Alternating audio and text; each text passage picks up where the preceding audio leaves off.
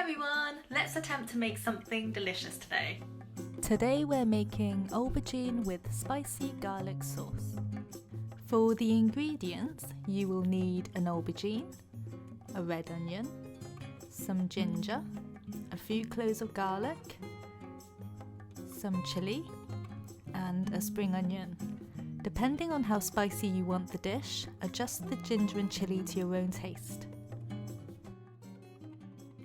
For the sauce, you will need 1.5 tablespoons of soya sauce, 1 teaspoon of cooking wine, a pinch of pepper, I've used white, you can use black if you want, 1 teaspoon of sesame oil, 1 tablespoon of oyster sauce, 1 teaspoon of sugar, and half a cup of water. Now give the sauce a mix.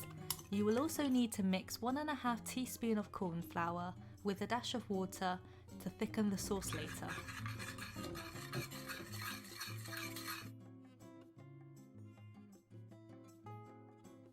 Now we're ready to cook.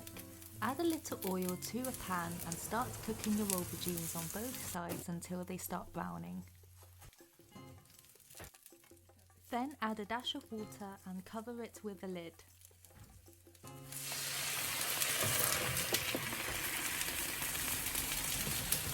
After a minute or so, take off the lid and let the remaining water evaporate.